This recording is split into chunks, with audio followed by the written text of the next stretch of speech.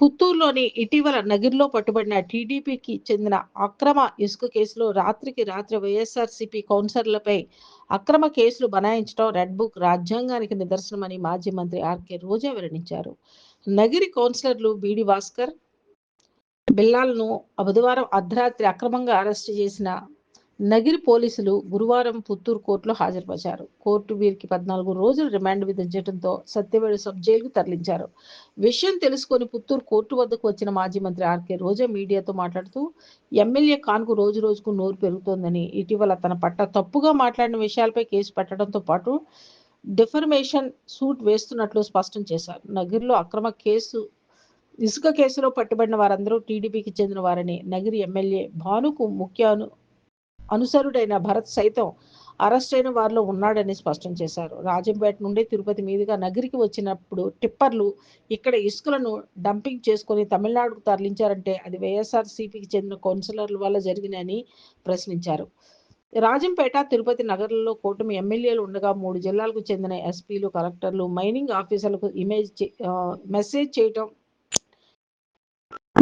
ఆఫీసర్లకు మేనేజ్ చేయటం వైఎస్ఆర్ కౌన్సిలర్లకు సాధ్యపడుతుందా అంటూ ప్రశ్నించారు.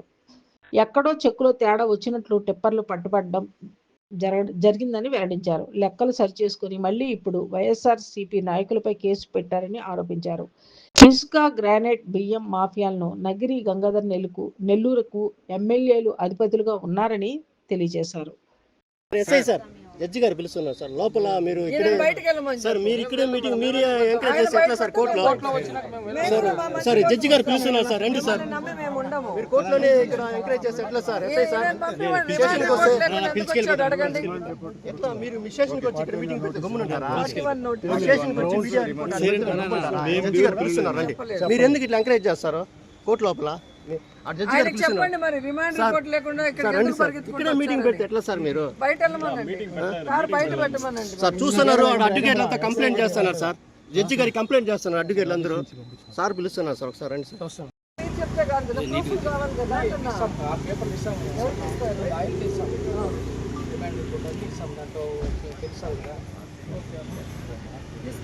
ఎప్పుడు పట్టుకున్నారు? ఏ ఇసుక కేసులో పెట్టారు?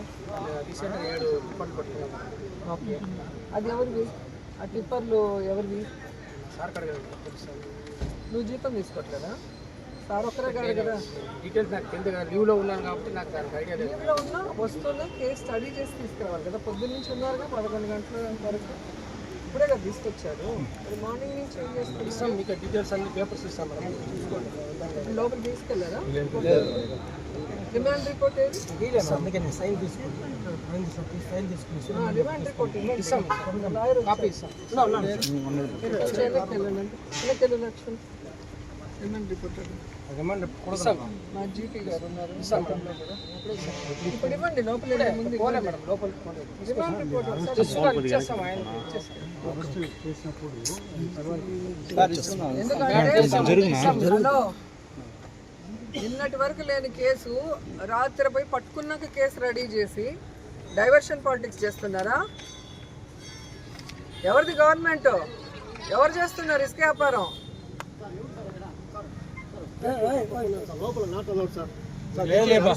మేడం ప్లీజ్ మేడం, జడ్జి గారు అరుస్తున్నారు మేడం. గేట్ కొంచెం వీడియో కవరేజ్ లోపల నాట్ అన్నారు మేడం. వీడియో కవరేజ్ ఏం చేయలేదు, మేమేం చేయలేదు. రిమాండ్ రిపోర్ట్ అడుగుతున్నాం. ఏం లేదు.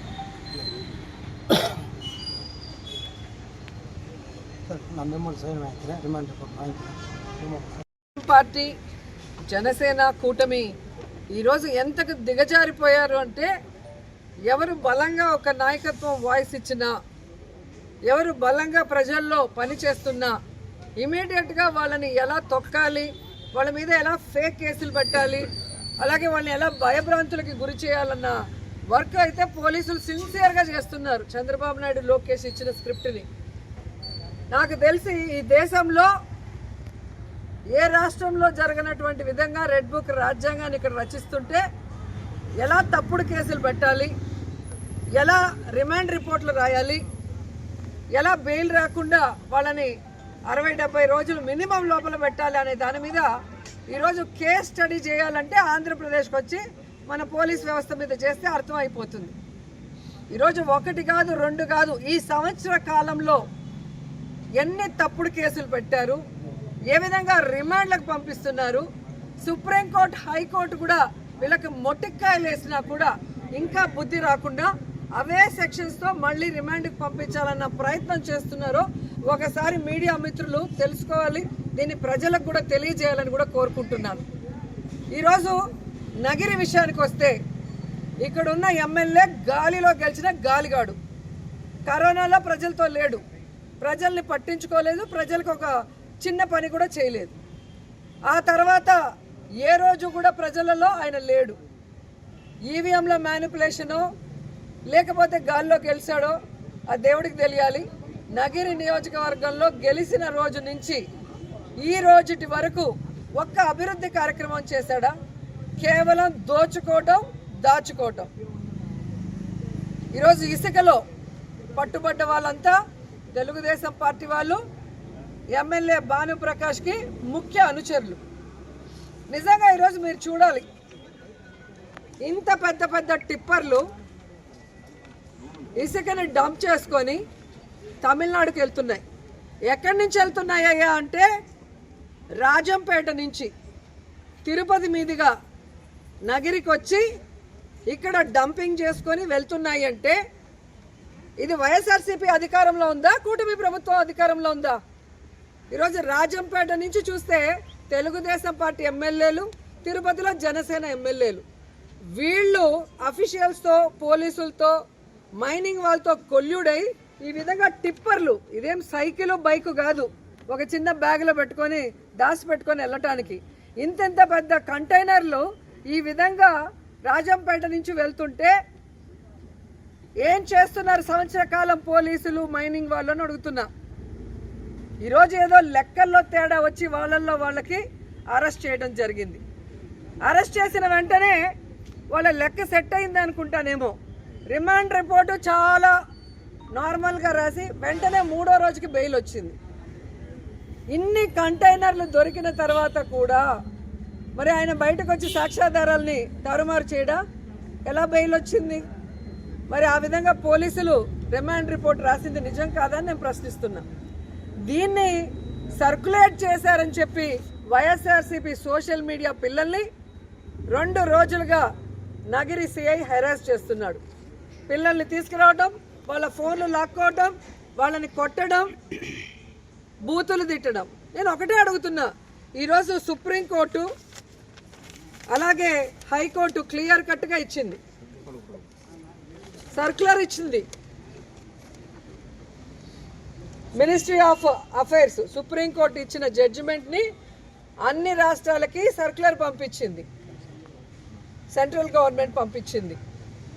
సుప్రీంకోర్టు క్లియర్గా చెప్పింది, సోషల్ మీడియాలో పోస్టింగ్స్కి లేదా ఈ టీవీ ఇంటర్వ్యూల్లో జరిగే వాటికి రిమాండ్కి పంపించేదానికి లేదు. ఇలా తప్పుడు కేసులు పెట్టి అరెస్టులు చేస్తే బాగుండదని క్లియర్గా ఇచ్చింది.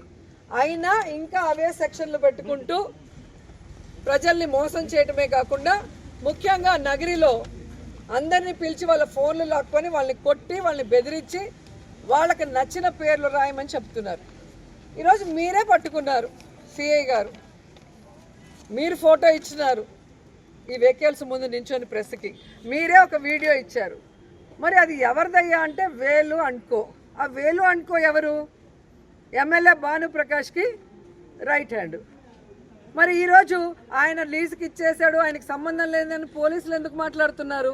మీకెందుకు అంత బాధేస్తుంది? ఎందుకు వేలు అనుకొని తప్పిస్తున్నారు? ఎందుకు మీరు ఎంక్వైరీ చేయలేదని అడుగుతున్నాం. ఆ విషయాన్ని సోషల్ మీడియా ద్వారా మేము ప్రెస్సుల్లో, గ్రూపుల్లో పెడితే ఈరోజు కొత్త లైన్ తీసుకున్నారు. ఈ కేసులోకి మా కౌన్సిలర్లు 2 పేర్లు పెట్టి వీళ్ళు కూడా ఈ ఇసుక మాఫియాలో ఉన్నారు అని చెప్పడం ఎంత సిగ్గుచేటో ఒకసారి మీరు ఆలోచించండి. పైన చంద్రబాబు నాయుడు నుంచి కింద అఫీషియల్ వరకు వైఎస్ఆర్సీపీ అని తెలిసినా తెలియకపోయినా ఇండైరెక్ట్గా తెలిసినా వాళ్ళకి ఏ పని చేయొద్దు అని చెప్పారు. మంచి పనే చేయనివ్వని చంద్రబాబు నాయుడు, లోకేష్ ఇలా ఇసుక దందా చేసుకుంటూ సంపాదించుకుంటుంటే వైఎస్ఆర్సీపీ వాళ్ళు వదిలేస్తారా? నిన్న రాత్రి వరకు లేని పేర్లు ఇప్పుడు ఎలా వచ్చాయి? బీడీ భాస్కర్ గారు అనే ఒక కౌన్సిలర్, బిలాల్ అనే ఒక కౌన్సిలర్. ఈరోజు ఆ పట్టుకున్న వాళ్ళు ఎవరైతే ఉన్నారో ఆ తమిళనాడు పిల్లాడు, ఆ పిల్లాడు ఈ పేర్లు చెప్పాడు అంటారు. ఆ పిల్లాడు ఫోన్లో వీళ్ళ నెంబర్లు ఉన్నాయి అంటారు. నిజమైతే మొత్తం ఈ సంవత్సర కాలం ఆ పిల్లాడు ఎవరైతే బాలాజీయో ఇంకెవరో పేరు చెప్తున్నారు, నాకైతే తెలియట్లా, భరత్ అంట, ఆయన ఫోన్ కాల్స్ 1 year డేటా తీయండి. దాంట్లో ఎవరెవరు మాట్లాడారో అందరినీ అరెస్ట్ చేయండి, అందరి మీద కేసు పెట్టండి. అంతే కదా? భరత్ గారేమో మొన్న ఎక్కడో మాట్లాడారంట, నాకు తెలియలేదు, ప్రెస్లో, నన్ను కొట్టి నా దగ్గర వాళ్ళకి కావాల్సిన పేర్లు చెప్పించుకుంటున్నారు అని. అది వేరే విషయం. నేను అడిగేది వైఎస్ఆర్సీపీ కౌన్సిలర్లకి రాజంపేట నుంచి నగిరి వరకు అన్ని జిల్లాల ఎస్పీలు, అన్ని జిల్లాల మైనింగ్ ఆఫీసర్లు, పార్టీ, జనసేన కూటమి ఈరోజు ఎంతకు దిగజారిపోయారు అంటే, ఎవరు బలంగా ఒక నాయకత్వం వాయిస్ ఇచ్చినా, ఎవరు బలంగా ప్రజల్లో పనిచేస్తున్నా ఇమీడియట్గా వాళ్ళని ఎలా తొక్కాలి, వాళ్ళ మీద ఎలా ఫేక్ కేసులు పెట్టాలి, అలాగే వాళ్ళని ఎలా భయభ్రాంతులకి గురి చేయాలన్న వర్క్ అయితే పోలీసులు సిన్సియర్గా చేస్తున్నారు. చంద్రబాబు నాయుడు, లోకేష్ ఇచ్చిన స్క్రిప్ట్ని నాకు తెలిసి ఈ దేశంలో ఏ రాష్ట్రంలో జరగనటువంటి విధంగా రెడ్ బుక్ రాజ్యాంగాన్ని ఇక్కడ రచిస్తుంటే ఎలా తప్పుడు కేసులు పెట్టాలి, ఎలా రిమాండ్ రిపోర్ట్లు రాయాలి, ఎలా బెయిల్ రాకుండా వాళ్ళని 60-70 రోజులు మినిమం లోపల పెట్టాలి అనే దాని మీద ఈరోజు కేస్ స్టడీ చేయాలంటే ఆంధ్రప్రదేశ్కి వచ్చి మన పోలీస్ వ్యవస్థ మీద చేస్తే అర్థమైపోతుంది. ఈరోజు 1 కాదు 2 కాదు, ఈ సంవత్సర కాలంలో ఎన్ని తప్పుడు కేసులు పెట్టారు, ఏ విధంగా రిమాండ్లకు పంపిస్తున్నారు. సుప్రీంకోర్టు, హైకోర్టు కూడా వీళ్ళకి మొట్టికాయలు వేసినా కూడా ఇంకా బుద్ధి రాకుండా అవే సెక్షన్స్తో మళ్ళీ రిమాండ్కి పంపించాలన్న ప్రయత్నం చేస్తున్నారో ఒకసారి మీడియా మిత్రులు తెలుసుకోవాలి. దీన్ని ప్రజలకు కూడా తెలియజేయాలని కూడా కోరుకుంటున్నాను. ఈరోజు నగిరి విషయానికి వస్తే, ఇక్కడున్న ఎమ్మెల్యే గాలిలో గెలిచిన గాలిగాడు, కరోనాలో ప్రజలతో లేడు, ప్రజల్ని పట్టించుకోలేదు, ప్రజలకు ఒక చిన్న పని కూడా చేయలేదు. ఆ తర్వాత ఏ రోజు కూడా ప్రజలలో ఆయన లేడు. ఈవీఎంల మ్యానిపులేషనో లేకపోతే గాల్లో గెలిచాడో ఆ దేవుడికి తెలియాలి. నగిరి నియోజకవర్గంలో గెలిచిన రోజు నుంచి ఈ రోజుటి వరకు ఒక్క అభివృద్ధి కార్యక్రమం చేశాడా? కేవలం దోచుకోవటం, దాచుకోవటం. ఈరోజు ఇసుకలో పట్టుబడ్డ వాళ్ళంతా తెలుగుదేశం పార్టీ వాళ్ళు, ఎమ్మెల్యే భానుప్రకాష్కి ముఖ్య అనుచరులు. నిజంగా ఈరోజు మీరు చూడాలి, ఇంత పెద్ద పెద్ద టిప్పర్లు ఇసుకని డంప్ చేసుకొని తమిళనాడుకి వెళ్తున్నాయి. ఎక్కడి నుంచి వెళ్తున్నాయ్యా అంటే, రాజంపేట నుంచి తిరుపతి మీదుగా నగిరికి వచ్చి ఇక్కడ డంపింగ్ చేసుకొని వెళ్తున్నాయి. అంటే ఇది వైఎస్ఆర్సీపీ అధికారంలో ఉందా, కూటమి ప్రభుత్వం అధికారంలో ఉందా? ఈరోజు రాజంపేట నుంచి చూస్తే తెలుగుదేశం పార్టీ ఎమ్మెల్యేలు, తిరుపతిలో జనసేన ఎమ్మెల్యేలు, వీళ్ళు అఫీషియల్స్తో, పోలీసులతో, మైనింగ్ వాళ్ళతో కొల్యూడై ఈ విధంగా టిప్పర్లు, ఇదేం సైకిల్ బైక్ కాదు, ఒక చిన్న బ్యాగ్లో పెట్టుకొని దాచి పెట్టుకొని వెళ్ళటానికి, ఇంతెంత పెద్ద కంటైనర్లు ఈ విధంగా రాజంపేట నుంచి వెళ్తుంటే ఏం చేస్తున్నారు సంవత్సర కాలం పోలీసులు, మైనింగ్ వాళ్ళని అడుగుతున్నా. ఈరోజు ఏదో లెక్కల్లో తేడా వచ్చి వాళ్ళల్లో వాళ్ళకి అరెస్ట్ చేయడం జరిగింది.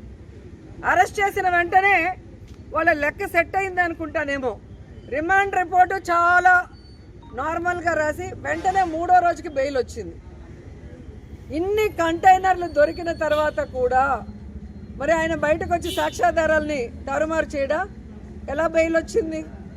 మరి ఆ విధంగా పోలీసులు రిమాండ్ రిపోర్ట్ రాసింది నిజం కాదని నేను ప్రశ్నిస్తున్నా.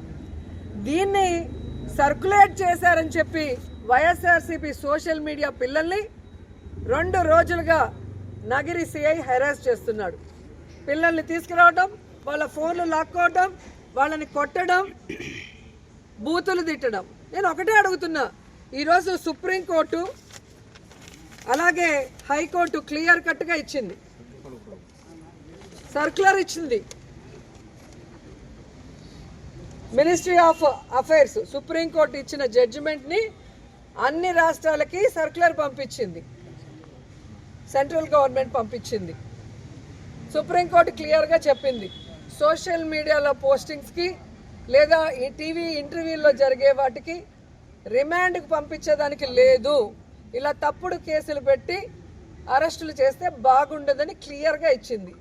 అయినా ఇంకా అవే సెక్షన్లు పెట్టుకుంటూ ప్రజల్ని మోసం చేయటమే కాకుండా ముఖ్యంగా నగరిలో అందరినీ పిలిచి వాళ్ళ ఫోన్లు లాక్కొని వాళ్ళని కొట్టి వాళ్ళని బెదిరించి వాళ్ళకి నచ్చిన పేర్లు రాయమని చెప్తున్నారు. ఈరోజు మీరే పట్టుకున్నారు, సిఐ గారు మీరు ఫోటో ఇచ్చినారు ఈ వెహికల్స్ ముందు నించొని ప్రెస్కి, మీరే ఒక వీడియో ఇచ్చారు. మరి అది ఎవరిదయ్యా అంటే వేలు అనుకో. ఆ వేలు అనుకో ఎవరు? ఎమ్మెల్యే భానుప్రకాష్కి రైట్ హ్యాండ్. మరి ఈరోజు ఆయన లీజుకి ఇచ్చేశాడు, ఆయనకి సంబంధం లేదని పోలీసులు ఎందుకు మాట్లాడుతున్నారు? మీకెందుకు అంత బాధేస్తుంది? ఎందుకు వేలు అనుకొని తప్పిస్తున్నారు? ఎందుకు మీరు ఎంక్వైరీ చేయలేదని అడుగుతున్నాం. ఆ విషయాన్ని సోషల్ మీడియా ద్వారా మేము ప్రెస్సుల్లో గ్రూపుల్లో పెడితే ఈరోజు కొత్త లైన్ తీసుకున్నారు. ఈ కేసులోకి మా కౌన్సిలర్లు 2 పేర్లు పెట్టి వీళ్ళు కూడా ఈ ఇసుక మాఫియాలో ఉన్నారు అని చెప్పడం ఎంత సిగ్గుచేటో ఒకసారి మీరు ఆలోచించండి. పైన చంద్రబాబు నాయుడు నుంచి కింద అఫీషియల్ వరకు వైఎస్ఆర్సీపీ అని తెలిసినా తెలియకపోయినా ఇండైరెక్ట్గా తెలిసినా వాళ్ళకి ఏ పని చేయొద్దు అని చెప్పారు. మంచి పనే చేయనివ్వని చంద్రబాబు నాయుడు లోకేష్ ఇలా ఇసుక దందా చేసుకుంటూ సంపాదించుకుంటుంటే వైఎస్ఆర్సీపీ వాళ్ళు వదిలేస్తారా? నిన్న రాత్రి వరకు లేని పేర్లు ఇప్పుడు ఎలా వచ్చాయి? బీడీ భాస్కర్ గారు అనే ఒక కౌన్సిలర్, బిలాల్ అనే ఒక కౌన్సిలర్. ఈరోజు ఆ పట్టుకున్న వాళ్ళు ఎవరైతే ఉన్నారో ఆ తమిళనాడు పిల్లాడు ఈ పేర్లు చెప్పాడు అంటారు. ఆ పిల్లాడు ఫోన్లో వీళ్ళ నెంబర్లు ఉన్నాయి అంటారు. నిజమైతే మొత్తం ఈ సంవత్సర కాలం ఆ పిల్లాడు ఎవరైతే బాలాజీయో ఇంకెవరో పేరు చెప్తున్నారు, నాకైతే తెలియట్లా, భరత్ అంట. ఆయన ఫోన్ కాల్స్ 1 year డేటా తీయండి, దాంట్లో ఎవరెవరు మాట్లాడారో అందరినీ అరెస్ట్ చేయండి, అందరి మీద కేసు పెట్టండి, అంతే కదా. భరత్ గారేమో మొన్న ఎక్కడో మాట్లాడారంట, నాకు తెలియలేదు ప్రెస్లో, నన్ను కొట్టి నా దగ్గర వాళ్ళకి కావాల్సిన పేర్లు చెప్పించుకుంటున్నారు అని. అది వేరే విషయం. నేను అడిగేది వైఎస్ఆర్సీపీ కౌన్సిలర్లకి రాజంపేట నుంచి నగిరి వరకు అన్ని జిల్లాల ఎస్పీలు, అన్ని జిల్లాల మైనింగ్ ఆఫీసర్లు,